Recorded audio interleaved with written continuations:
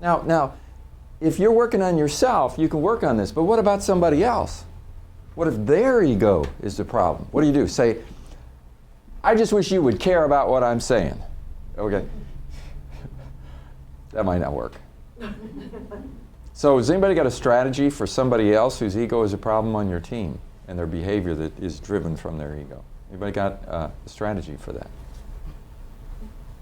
Well, I think if you think the ego thing has to do with their insecurity, Mm-hmm. the thing is to point out positive. Okay. Help them feel more secure? Right. Say Mhm. something positive about what they do, what they've done. Say it in front of, their constituents, who they are. Ask their opinion sometimes. Ask their- 'cause that Ask makes their them feel opinions. valued, Yeah. Okay. you know.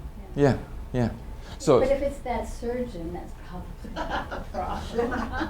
yeah, it depends on the situation. It's situational. Everybody is different. If I could give you a silver bullet that you could use, pull it out every time you run into this, that would be great. But everybody is different. The first thing to do is you see, we tend to project. We say, if I acted like that, it would mean I was really, in a bad mood, or blah, blah, blah, blah. Well, yeah, but that person's not you, okay? So forgive them for not being you. We all have different upbringings, different personalities, whatever. You're going to have to work with them. And so you have to work around the situation. Yeah, some people have big egos, but you know what? They probably will be okay to work with if you can forgive them for having a big ego. But now the behavior is another thing. And what you want to find, see, everybody's got buttons that you can push. And have you ever known somebody that knows all your buttons and they just intentionally push your buttons? Yeah, call 2-year-olds. Yeah. There are some adult 2-year-olds too, yeah, right. So the last thing you want to do is push somebody's buttons and have them do more of this. Okay, so you find out if people are touchy sometimes. And don't do the things that set them off. And maybe you can do some things that help them to not feel. See, I want to help you to feel that you don't have to talk to me that way. Because I'm going to listen to you anyway. And sometimes you have to talk to somebody about their behavior, but if you blame them, they get defensive. So I don't recommend blaming. You could go to the person and say, you can't talk to me that way. You're just asking for a fight. That doesn't work. I have another saying. Learn how to be uninsultable. I'm spending my whole life learning how to be uninsultable. Now, the way you do that is every time you get insulted, step back and think about, why do I feel insulted right now? You see, sometimes you feel insulted because you're thinking, you can't talk to me that way. That's not right. Maybe out of principle, it's just not right to talk to somebody like, I would never talk to somebody that way. You have no right to, all these kinds of things. Okay, but the thing is, getting insulted often puts you in a state that makes it really hard for you to talk to the other person and help them to realize that they don't have to talk to you that way. The best thing you could do is think about how can we solve it rather than how can I react to it. And when I feel insulted or angry or upset at the way you talk, then pretty much anything that comes out of me is going to be all twisted. And just recognize that maybe if you really feel like helping people is a good thing, recognize that the person who just insulted you could use your help. Oh, but you don't want to. See, when you're insulted, you don't want to help them. That's why I say learn how to not get insulted. Just learn how to help people. Here's a person who talks this way to people all the time. Maybe they talk to people this way on the team. Maybe they're just brash and direct and so direct that they're offensive. And if you can not get insulted by it, but just think about how you can help them and have a conversation with them instead of blaming them, get them to see what they're not seeing. And this is the only way that I know that you can really help somebody else, is to help them to see what they're not seeing. You see it. Other people on the team see it, but they don't seem to see it. Now there's a phenomenon that happens, and it's represented in the fairy tale, The Emperor Has No Clothes. Do you remember that? Okay? So the emperor gets tricked into believing that these clothes he's wearing are really elegant garments, but they're nothing. He's naked. And what he was told is that only very intelligent people can see these clothes. So he's thinking, I can't see them, but I'll act like I do, and I'll buy them. So now he's wearing them around. Everybody's going, did you notice the emperor is naked? And then he does a parade. He's going to walk through the town and show off his clothes. And everybody knows he's naked. Nobody will tell him that. In fact, all the people close to him are going, oh, your clothes are really great. You know? And nobody will say anything to him except this one little kid when the parade is going by.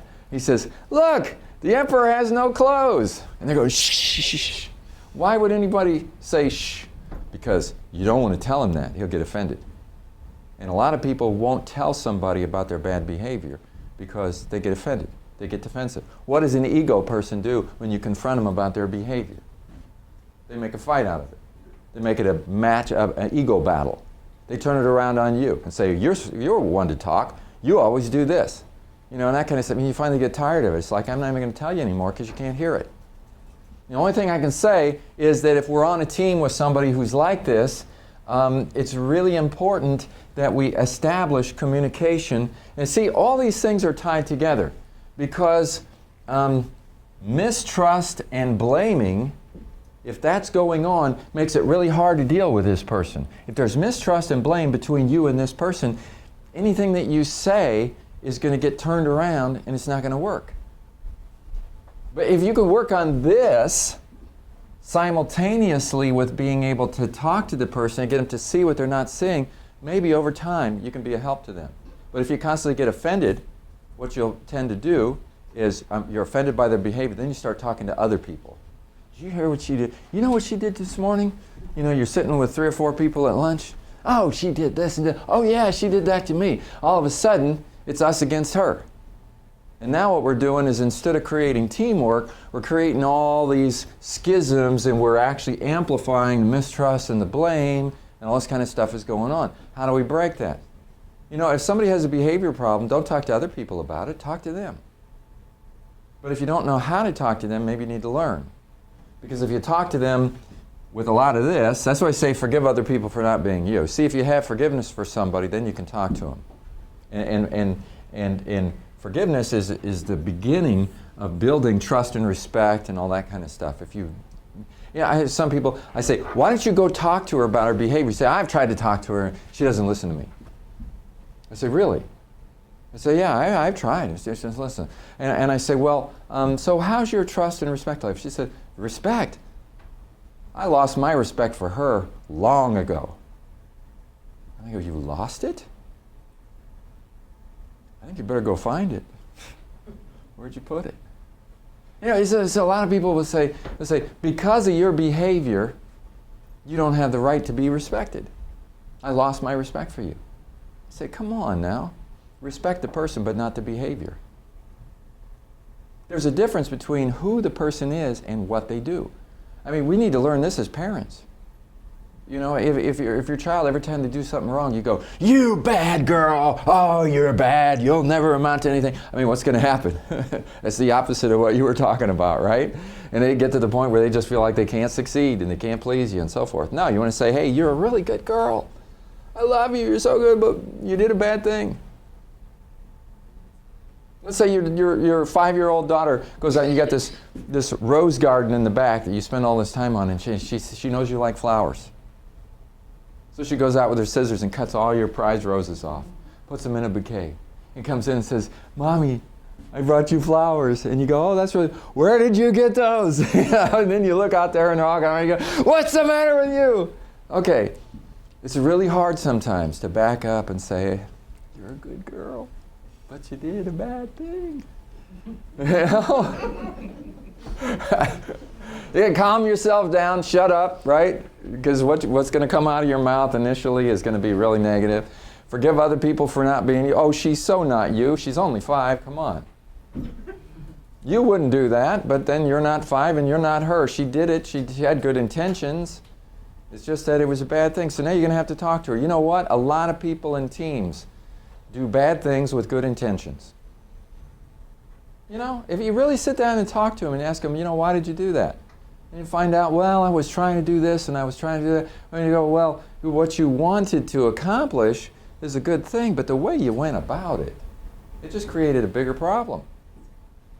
And sometimes you can talk to people, if you have a clear separation in your own mind, you can talk to the person with respect about their behavior, and you can recognize that they have good intentions, and talk to them about it and agree with them on the intentions and say, but you know what? The thing is, after you did that, you know, this is what resulted. And I know that's not what you were trying to accomplish. And that learning how to do that is a real skill. And the only people I know that can deal with this in somebody else is people who are pretty skilled. Now, how do you get skilled? Practice. See, a lot of people, when it comes to confronting a big ego, will not do it because they're afraid of what they're going to get. I'm going to get defensiveness, I'm going to get a fight, whatever. It's easier just not to say anything. But then what do? You end up resenting them.